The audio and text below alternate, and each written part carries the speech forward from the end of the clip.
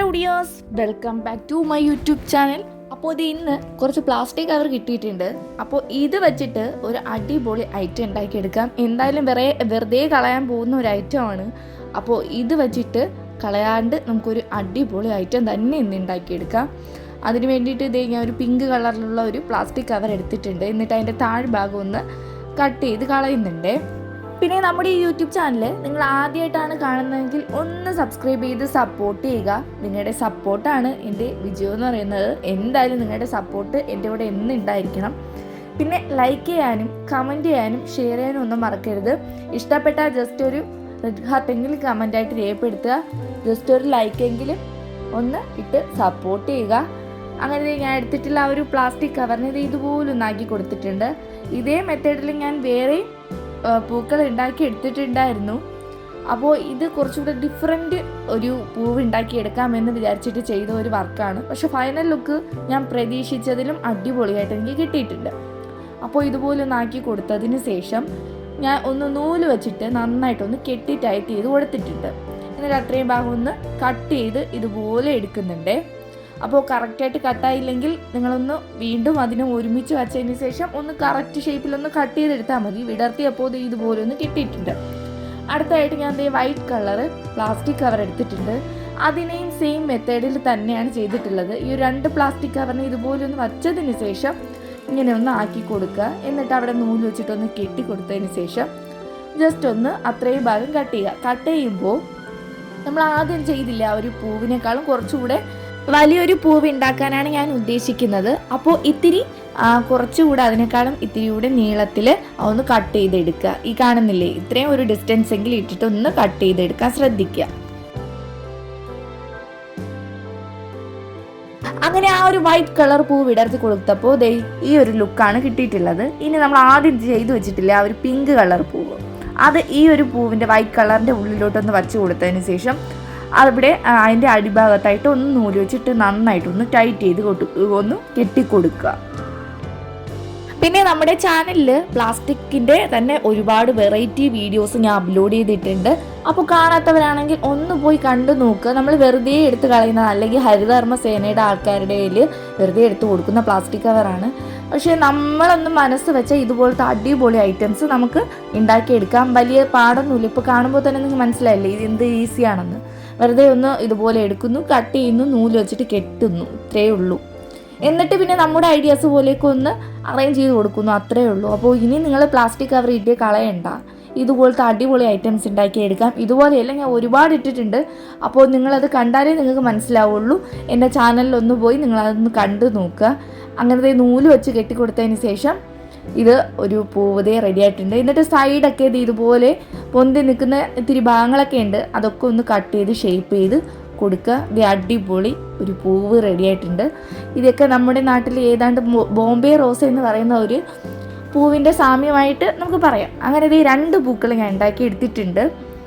ഇനി അടുത്തതായിട്ട് ഇതിനെ ഒന്ന് അറേഞ്ച് ചെയ്യണം. അപ്പോൾ അതിന് മുന്നായിട്ട് വീണ്ടും വൈറ്റ് കളറ് പ്ലാസ്റ്റിക് കവർ ഞാൻ എടുക്കുന്നുണ്ട്. എടുത്തതിന് ശേഷം നമ്മൾ നേരത്തെ ചെയ്തില്ലേ സെയിം മെത്തേഡ്, ഈ ഒരു ഒറ്റ വരല്ലേ അതിൻ്റെ ഉള്ളിലൊന്ന് വച്ച് കൊടുത്തതിന് ശേഷം ഇങ്ങനെ ചെയ്തെടുക്കുമ്പോൾ ഇതുപോലെ നമുക്ക് കിട്ടും. അതിനെ ഒന്ന് നൂല് വെച്ച് കെട്ടിക്കൊടുക്കുന്നുണ്ട്.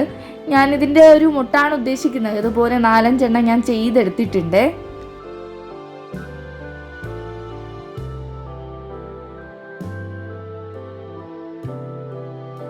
പിന്നെ നമ്മുടെ ചാനലിൽ പ്ലാസ്റ്റിക് കവർ മാത്രമല്ല അതല്ലാതെ പ്ലാസ്റ്റിക് കുപ്പി വെച്ചിട്ടും പിന്നെ അല്ലാത്ത ഒരുപാട് ക്രാഫ്റ്റ് ഐറ്റംസിൻ്റെ വീഡിയോസൊക്കെ അപ്ലോഡ് ചെയ്തിട്ടുണ്ട്.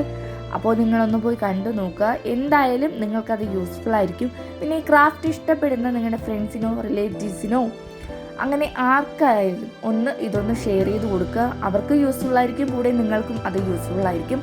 അങ്ങനെ ഒരു മുട്ട ഞാൻ റെഡിയാക്കി എടുത്തിട്ടുണ്ട്. ഇനി 2ാമത്തെ മുട്ട റെഡിയാക്കുകയാണേ.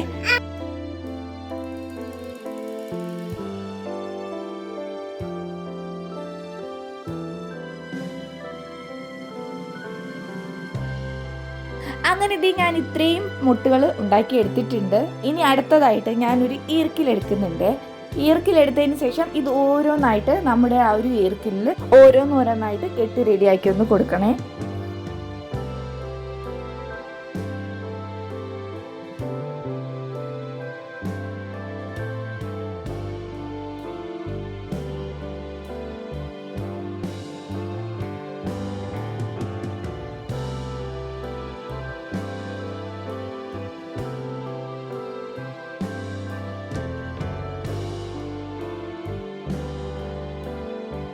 അപ്പോൾ ഇത് ഇതുപോലെയാണ് ഓരോ മുട്ടും കെട്ടി റെഡിയാക്കി കൊടുക്കേണ്ടത്. ആദ്യത്തെ ഒന്ന് കറക്റ്റായിട്ട് കെട്ടിയതിന് ശേഷം മാത്രം, ആ ഒരു കെട്ടിയിട്ടതിന് ശേഷം മാത്രം രണ്ടാമത്തെ കെട്ടി കൊടുക്കുക.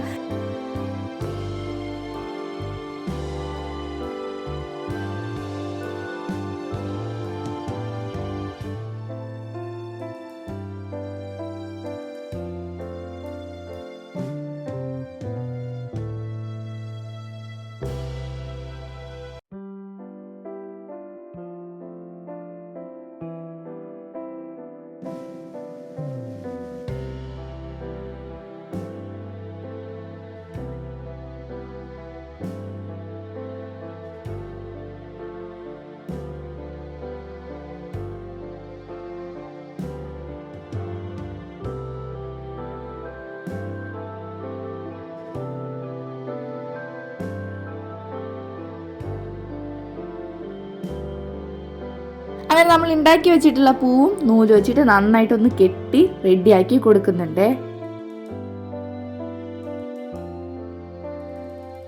പിന്നെ ഇത് ഞാൻ വീണ്ടും എടുത്തു പറയുകയാണ്, എൻ്റെ ചാനൽ നിങ്ങൾ ആദ്യമായിട്ടാണ് കാണുന്നതെങ്കിൽ ഒന്ന് സബ്സ്ക്രൈബ് ചെയ്ത് സപ്പോർട്ട് ചെയ്യുക. ഇഷ്ടപ്പെട്ട ലൈക്ക് ചെയ്യാനും കമൻറ്റ് ചെയ്യാനും ഷെയർ ചെയ്യാനും ഒന്നും മറക്കരുതേ.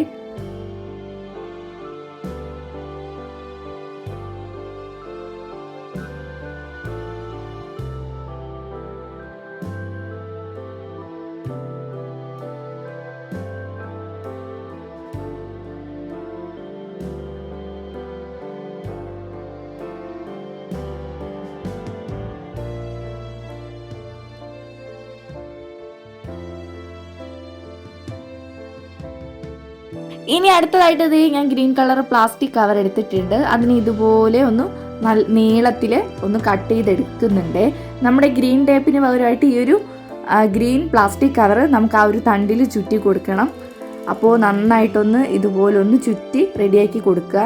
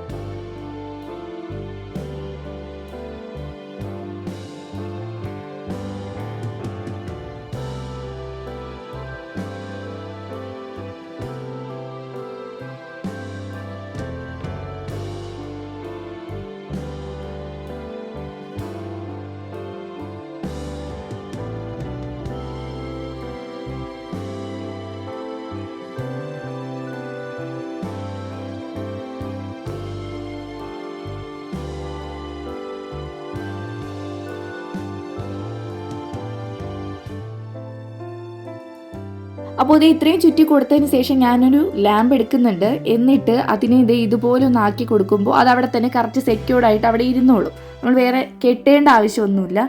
അപ്പോൾ അത് അവിടെ റെഡി ആയിട്ടുണ്ട്. ഇനി ബാക്കി ഭാഗം കൂടെ ഞാൻ ഗ്രീൻ ആ ഒരു പ്ലാസ്റ്റിക് കവർ വെച്ചിട്ട് ആ ഒരു തണ്ട് മൊത്തത്തിലൊന്ന് ചുറ്റി കൊടുക്കുന്നുണ്ട്.